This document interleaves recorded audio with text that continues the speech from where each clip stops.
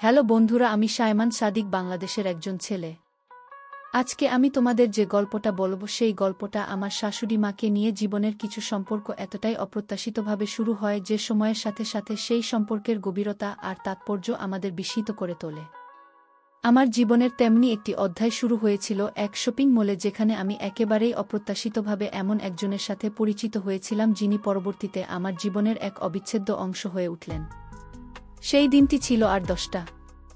সাধারণ দিনের মতোই আমি আমার কিছু ব্যক্তিগত কাজ সারতে বেরিয়েছিলাম। কিন্তু কে জানো যে সেদিনই আমার জীবনের মোড় ঘুরতে চলেছে। শপিং মলের ভিড়ে আমি যখন পছন্দের জিনিসপত্র খুঁজছিলাম, তখনই হঠাৎ একজন মধ্যবয়স্ক মহিলার সাথে আমার ধাক্কা লাগে। দুজনেই অপ্রস্তুত হয়ে পড়েছিলাম। আমি দ্রুত ক্ষমা চেয়েছিলাম এবং তিনি মিষ্টি হেসে আমার প্রতি সহানুভূতি জানিয়েছিলেন। প্রথম দেখাতেই তার ব্যক্তিত্ব, তার চোখের গভীরতা আমাকে মুগ্ধ করেছিল। তার পরনে ছিল একটি সাধারণ শাড়ি, কিন্তু সেই সাধারণত্বের মধ্যেও এক অসাধারণ ব্যক্তিত্বের ছাপ ছিল।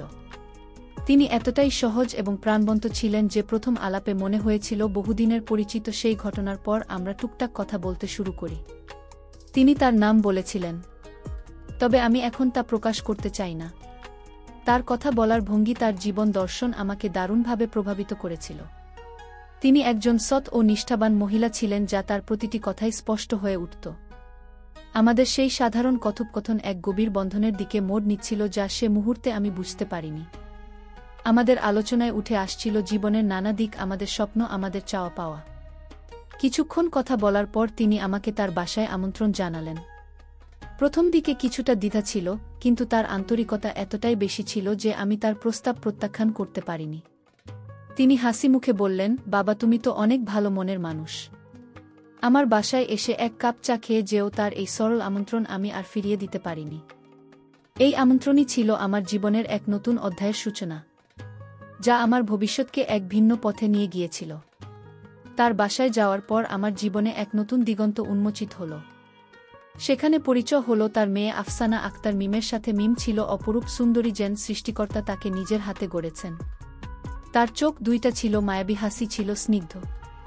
প্রথম দেখাতেই মিমের প্রতি আমার এক অব্যক্ত ভালোলাগা তৈরি হয়েছিল। শাশুড়ি মা মৃদু হেসে আমাদের পরিচয় করিয়ে দিলেন, আর তখন থেকেই আমার মনে এক মিষ্টি স্বপ্নের জাল বোনা শুরু হল। মিমকে দেখে আমার মনে হয়েছিল জীবন যেন নতুন করে বাঁচার এক অনুপ্রেরণা খুঁজে পেয়েছে। তার উপস্থিতি আমার জীবনের সকল শূন্যতা পূরণ করে দিতে পারে। আমরা প্রথম দেখাতেই একে অপরের সাথে স্বাচ্ছন্দ্য অনুভব করতে শুরু করলাম। শাশুড়ি মা আমাদের জন্য চা নিয়ে এলেন এবং আমাদের দুজনের কথোপকথন মনোযোগ দিয়ে শুনলেন। তিনি যেন অদৃশ্য এক সূত্রধর হয়ে আমাদের দুজনের মধ্যে এক নতুন সম্পর্কের বীজ বপন করে দিচ্ছিলেন। পরের দিনগুলোতে মিমের সাথে আমার নিয়মিত যোগাযোগ শুরু হল। আমরা ফোন কলে কথা বলতাম, দেখা করতাম। ধীরে ধীরে আমাদের মধ্যে এক গভীর প্রেমের সম্পর্ক গড়ে উঠল। মিম ছিল আমার স্বপ্নের নারী। তার বুদ্ধিদীপ্ত কথা, তার সরলতা, তার আত্মবিশ্বাস আমাকে প্রতিদিন আরও বেশি করে তার দিকে আকৃষ্ট করছিল।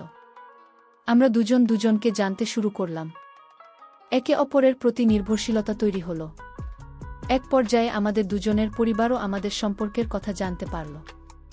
শাশুড়ি মা, যিনি আমার প্রতি বরাবরই স্নেহশীল ছিলেন, তিনি আমাদের সম্পর্কের ব্যাপারে অত্যন্ত ইতিবাচক ছিলেন। তিনি আমাদের ভবিষ্যৎ নিয়ে স্বপ্ন দেখতেন।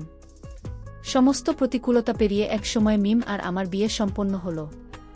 সেই দিনটি ছিল আমার জীবনের সবচেয়ে সুখের দিন। আমি জানতাম আমার জীবন এখন সম্পূর্ণ মিমের হাত ধরে আমি এগিয়ে যেতে পারব জীবনের পথে। বিয়ের পর আমাদের নতুন জীবন দারুণভাবে শুরু হয়েছিল। মিমের সাথে আমার প্রতিটি দিন ছিল স্বপ্নের মতো। একে অপরের সঙ্গ উপভোগ করছিলাম। ছোট ছোট মুহূর্তগুলো আমাদের কাছে অমূল্য হয়ে উঠেছিল। কিন্তু আমাদের সুখের দিনগুলো যেন বেশিদিন স্থায়ী হল না। বিয়ের কয়েক মাস পরেই মিমের স্কলারশিপের সুযোগ এলো দেশের বাইরে। উচ্চশিক্ষার জন্য মিম বরাবরই পড়াশোনায় অত্যন্ত মেধাবী ছিল, আর এই সুযোগটা তার বহুদিনের স্বপ্ন ছিল। আমার জন্য এটা ছিল একদিকে যেমন আনন্দের খবর, তেমনি অন্যদিকে এক গভীর শূন্যতার পূর্বাভাস। মিমের বিদেশ যাওয়ার প্রস্তুতি শুরু হলো। আমাদের মধ্যে এক মিশ্র অনুভূতি কাজ করছিল। একদিকে তার উজ্জ্বল ভবিষ্যতের জন্য আনন্দ, অন্যদিকে বিচ্ছেদের কষ্ট। মিম আমাকে বারবার বলছিল, চিন্তা করো না, আমি খুব দ্রুত ফিরে আসব।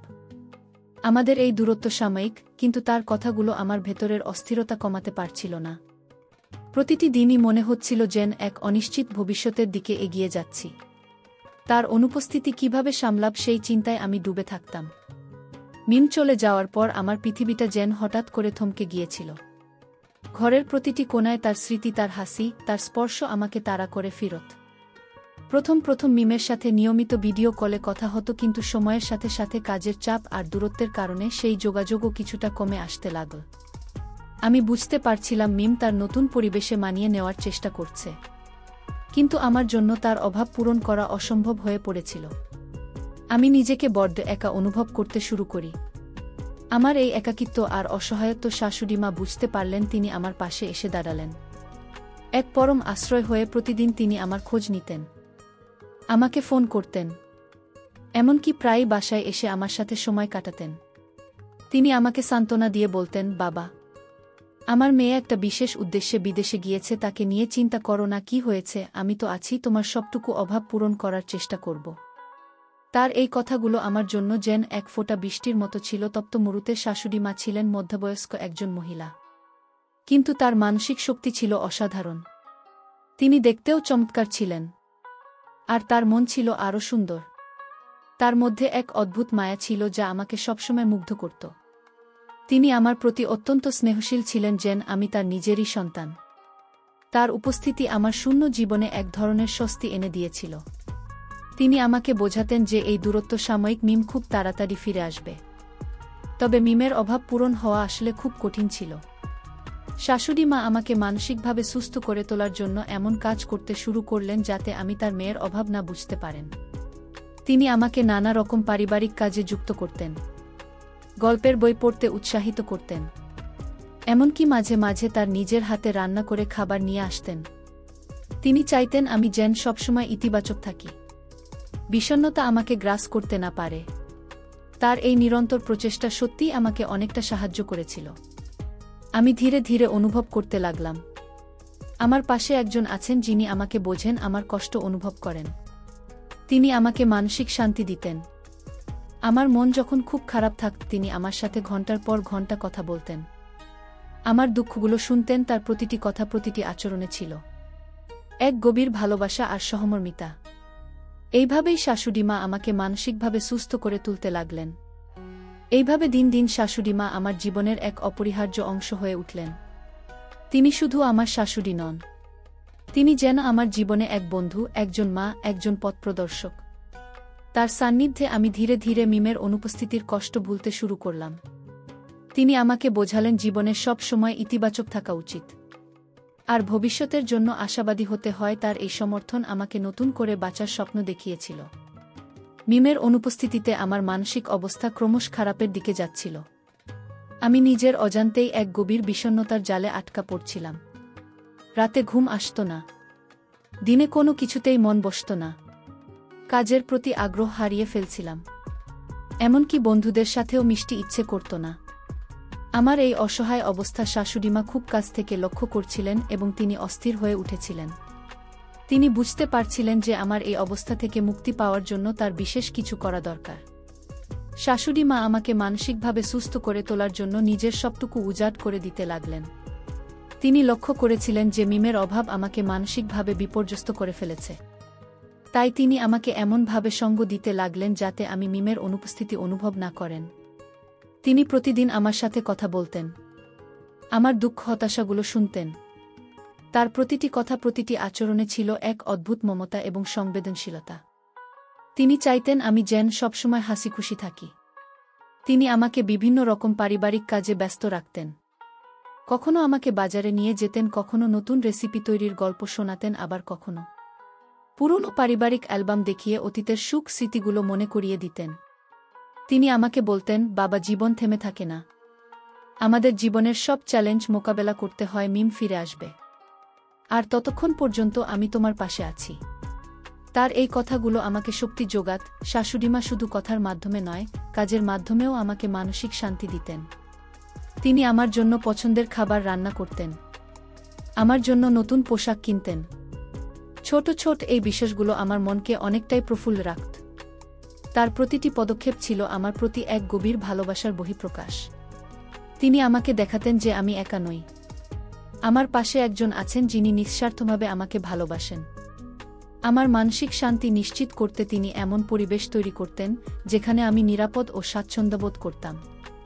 তিনি আমার সাথে দীর্ঘক্ষণ গল্পের বই পড়তেন, সিনেমা দেখতেন। এই সময়গুলোই আমি যেন আমার সব কষ্ট ভুলে যেতাম। তার সান্নিধ্য আমাকে এমন এক ধরনের স্বস্তি দিত যা আমি আগে কখনো অনুভব করি। এটা যেন ছিল এক ধরনের মানসিক নিরামা। এইভাবে প্রতিদিন আমাদের মধ্যে গভীর বোঝাপড়া তৈরি হতে লাগল। শাশুড়ি মা আমার কষ্টগুলো নিজের করে নিতেন এবং আমাকে সেই কষ্ট থেকে মুক্তি দিতে চাইতেন। তিনি আমার জন্য এক ধরনের মানসিক অবলম্বন হয়ে উঠেছিলেন। তিনি আমার মানসিক চাপ কমাতে সাহায্য করতেন, আমাকে হাসি খুশি রাখার চেষ্টা করতেন।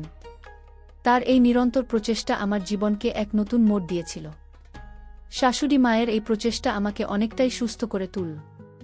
আমি আবার জীবনে ফিরতে শুরু করলাম। আমার মুখে হাসি ফিরে এল, কাজকর্মে মন বসতে লাগল। আমি অনুভব করতে পারছিলাম যে তার ভালোবাসা আর সমর্থন আমাকে এক গভীর বিষণ্ণতা থেকে টেনে তুলেছে। তিনি আমাকে শিখিয়েছিলেন যে জীবনে কখনো একা অনুভব করা উচিত নয়, বিশেষ করে যখন পাশে এমন একজন থাকেন যিনি নিঃস্বার্থভাবে ভালোবাসেন। শাশুড়ি মায়ের নিরন্তর প্রচেষ্টা আর ভালোবাসায় আমি ধীরে ধীরে আমার মানসিক স্থিতি ফিরে পাচ্ছিলাম। তার সঙ্গ আমার জন্য ছিল এক নিরামা।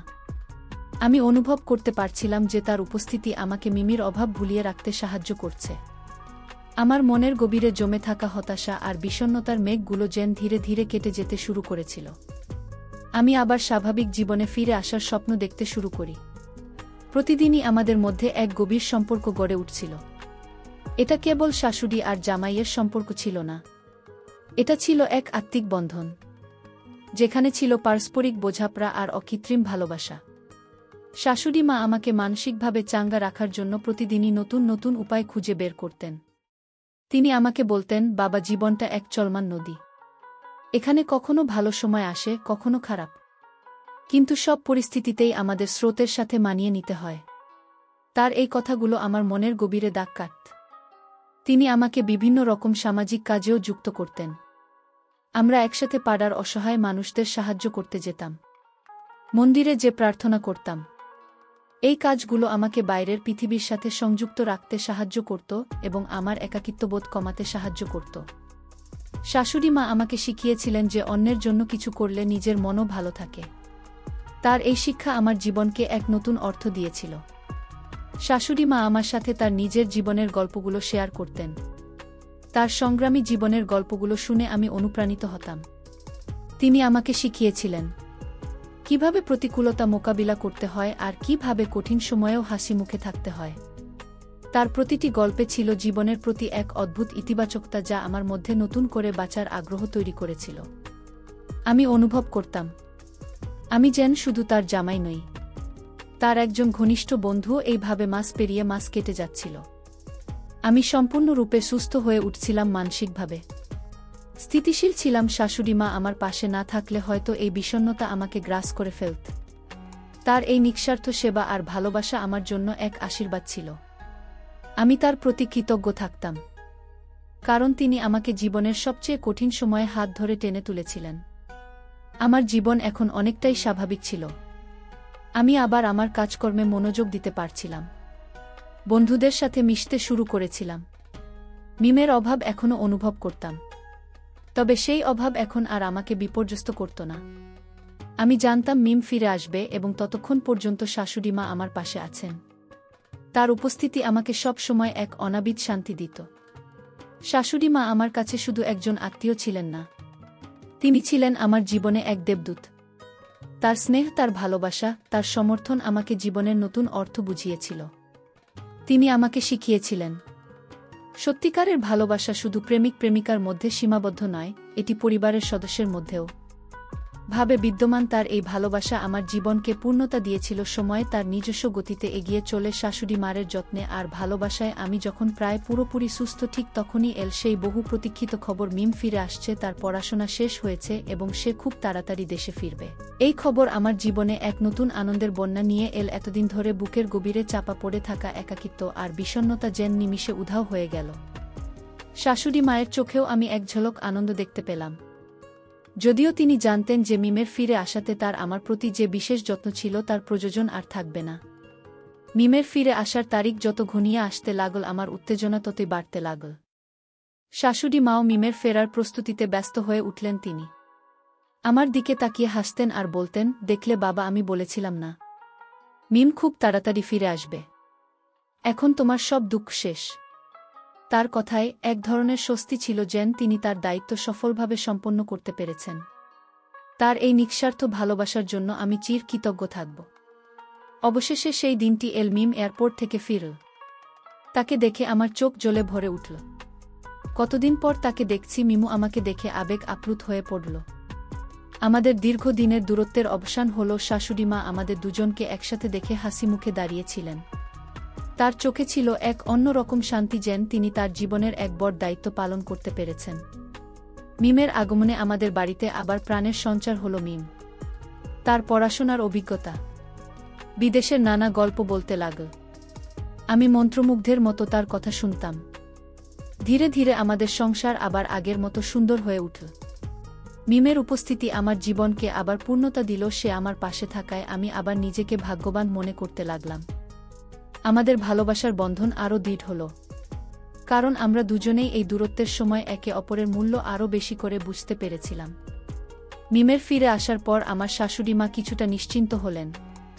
তিনি আগের মতোই আমাকে স্নেহ করতেন, তবে এখন তার চিন্তার প্রধান কারণ ছিল মিম। আমি লক্ষ্য করলাম তার মুখে এক ধরনের তৃপ্তি ছিল, কারণ তিনি তার মেয়েকে ফিরিয়ে এনে আমার জীবনকে আবার আনন্দে ভরিয়ে দিতে পেরেছিলেন। তার এই আত্মত্যাগ আর ভালোবাসা আমার জীবনে এক অবিস্মরণীয় অধ্যায় হয়ে থাকবে। পরিশেষে বন্ধুরা, আমি তোমাদেরকে বলতে চাই, পরিবারের বন্ধন এবং নিঃস্বার্থ ভালোবাসা জীবনের সবচেয়ে বড় শক্তি। যখন আমরা মানসিকভাবে বিপর্যস্ত থাকি, তখন পরিবারের সদস্যের অকুণ্ঠ সমর্থন আমাদের আবার স্বাভাবিক জীবনে ফিরিয়ে আনতে পারে। শাশুড়ি মায়ের মতো একজন শুভাকাঙ্ক্ষী যিনি নিঃস্বার্থভাবে অন্যের পাশে দাঁড়ান, তিনি সত্যিই একজন দেবদূতের মতো। ভালোবাসার সম্পর্ক শুধুমাত্র স্বামী স্ত্রীর মধ্যে সীমাবদ্ধ নয়, এটি পরিবারের প্রতিটি সদস্যের মধ্যে সমানভাবে বিদ্যমান। এই সম্পর্কগুলো আমাদের জীবনে এক নতুন দিশা দেখায় এবং যে কোনো কঠিন পরিস্থিতিতে মোকাবিলা করতে সাহায্য করে। জীবনের সম্পর্কের মূল্য বোঝা এবং একে অপরের প্রতি সহানুভূতিশীল হওয়া অত্যন্ত জরুরি, কারণ এই বন্ধনই আমাদের প্রকৃত সুখ ও শান্তি এনে দেয়। বন্ধুরা, ভিডিওটি ভালো লাগলে লাইক, কমেন্ট, শেয়ার এবং সাবস্ক্রাইব করে আমাকে সাপোর্ট করবেন। ভিডিওটি দেখার জন্য সবাইকে ধন্যবাদ।